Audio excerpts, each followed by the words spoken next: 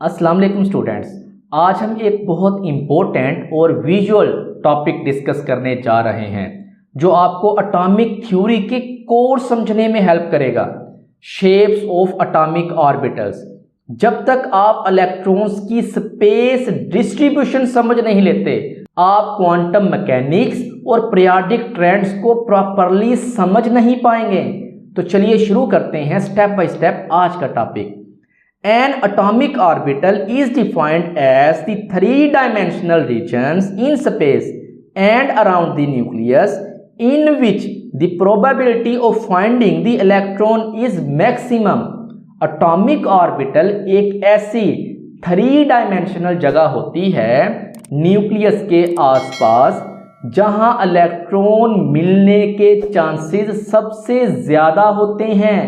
इसका मतलब है कि इलेक्ट्रॉन किसी फिक्स्ड पाथ पे नहीं घूमता, बल्कि एक रीजन या क्लाउड में मौजूद होता है जहां इसकी प्रेजेंस की प्रोबेबिलिटी यानी इम्कानात मैक्सिमम होते हैं। Let us discuss the different orbital one by one. First one is S orbital.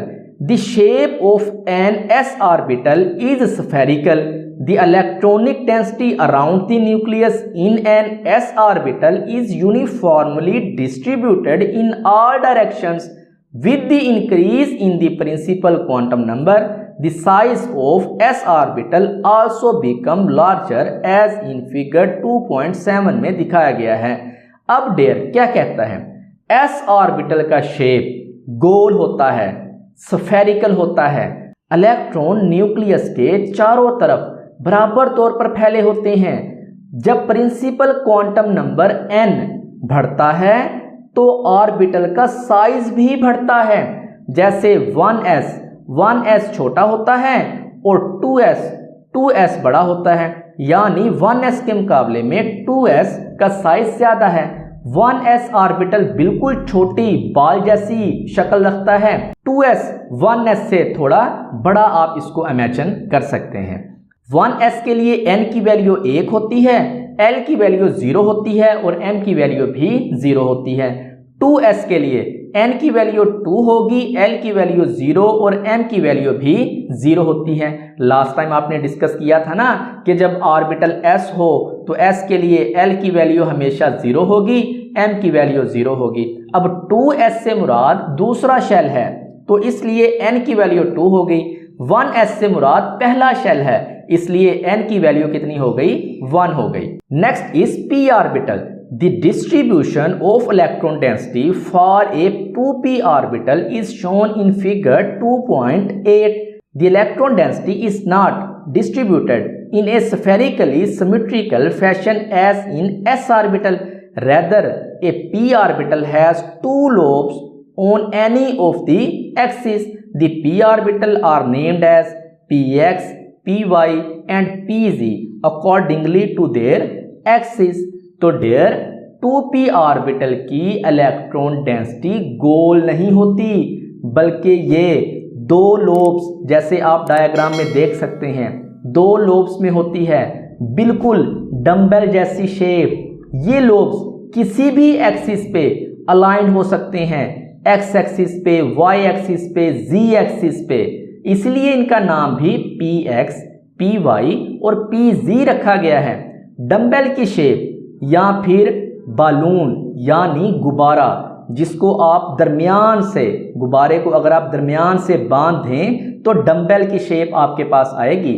p orbital dumbbell जैसी शेप रखते हैं और ये किसी भी एक्सिस पर अलाइन हो सकते हैं, एक्स एक्सिस पर, वाई एक्सिस पर और जेड एक्सिस पर। अगर ये एक्स एक्सिस पर अलाइन हो तो इसको 2px ऑर्बिटल कहा जाएगा, वाई एक्सिस पर अलाइन हो तो इसको py ऑर्बिटल कहा जाएगा, इसी तरह z एक्सिस पर अलाइन हो तो इनको z ऑर्बिटल कहा जाएगा, pz ऑर्बिटल। तो डेयर 2px के लिए l की वैल्यू 1 होती है, m की वैल्यू +1 होती है। 2py के लिए l की वैल्यू 1 होती है लेकिन m की वैल्यू -1 होती है। और इसी तरह 2pz की ऑर्बिटल के लिए l की वैल्यू तो 1 होती है लेकिन m की वैल्यू 0 होती है। नेक्स्ट हमारे पास है d and f orbital. In a given shell, d orbitals have different shapes and orientation in space. The dxy, dxz and dyz lie in the xy, xz and yz planes respectively. The lobes of the dx2 minus y2 lie along the x and y axis. The dz square orbital has two lobes along the z axis and a donut in the xy plane. The shapes for the 5d orbitals जिसके लिए L की value 2 होगी are shown in figure 2.9. देर अब समझें कहना क्या चाहता है। d ऑर्बिटल काफी कम्प्लेक्स शेप्स के होते हैं और ये स्पेस में अलग अलग डायरेक्शन में ओरिएंटेड होते हैं। dxy ये ऑर्बिटल xy प्लेन पर होता है, dxy ये ऑर्बिटल xy प्लेन में होता है। इसका मतलब है इसके चार लोब्स इसके होते हैं 1 2 3 4। ये लोब्स x और y एक्सिस के दरमियान डायगोनली होते हैं, यानी ये ऑर्बिटल एक्सिस के दरमियान लोब्स दिखाते हैं, ना कि डायरेक्टली x या y एक्सिस पर, बल्कि उनके दरमियान में होते हैं। नेक्स्ट हमारे पास है dxz ये वाला। अब dxz ये ऑर्बिटल xz प्लेन में होता है, इसके भी चार लोब्स होते हैं। ये x और z एक्सिस के दरमियान होते हैं, डायगोनली प्लेस्ड। ये भी एक्सिस के दरमियान होते हैं, डायरेक्टली किसी एक्सिस पर नहीं होते। नेक्स्ट हमारे पास है dyz ये ऑर्बिटल yz प्लेन में होते हैं, चार लोब्स होते हैं, y और z एक्सिस के दरमियान डायगोनली प्लेस्ड होते हैं, यानी ये dxy, dxz एंड dyz तीनों डायगोनली होते हैं एक्सिस के दरमियान। नेक्स्ट हमारे पास है dx2 minus y2। dx square minus y square का शेप एक्सिस के अलोंग होता है, इनके दरमियान नहीं। ये ऑर्बिटल काफी यूनिक है क्योंकि इसकी 4 लोब्स डायरेक्टली x और y एक्सिस पर होती हैं, इसीलिए इसको dx square minus y square कहा जाता है। यानी ये xy प्लेन में ही होता है, मगर लोब्स एक्सिस के अलोंग होती हैं, ना कि दरमियान में।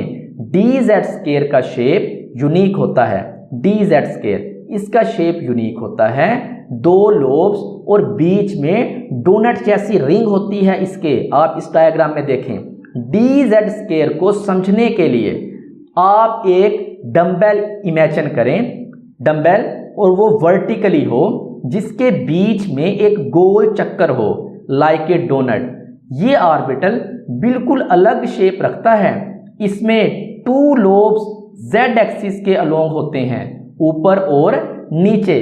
बीच में अगर आप इसकी फिगर के ऊपर गौर करें, इसके बीच में गोल इलेक्ट्रॉन क्लाउड होता है जिसे हम डोनट कहते हैं। यानी एक डंबल वर्टिकली रखी हुई है और उसके बीच में एक गोल रिंग है, जस्ट लाइक ए डोनट।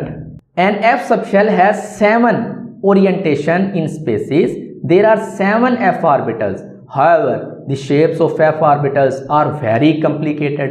अब f orbitals और भी ज्यादा कम्प्लेक्स होते हैं, इनकी 7 ओरिएंटेशन होती हैं स्पेस में, लेकिन इनकी शेप विजुलाइज करना मुश्किल होता है। अब थोड़ा सा याद रखें, s ऑर्बिटल उसकी एक शेप होगी, p ऑर्बिटल की 3 शेप हैं, px, py and pz। d orbital 5 shapes होती हैं इनकी, कौन कौन सी हैं? dyc, dxy, dz square, dxz and dx square minus y square. f orbital 7 shapes के होते हैं। डियर नेक्स्ट हमारे पास है quick check 2.4। What does an orbital represent according to the wave mechanical model of an atom? तो dear orbital is a 3-dimensional region around the nucleus जहां electron मिलने का हाईएस्ट प्रोबेबिलिटी होता है according to wave mechanical model. Next हमारे पास है there are 3 orientation of p orbitals due to 3 values of magnetic quantum number, justify it.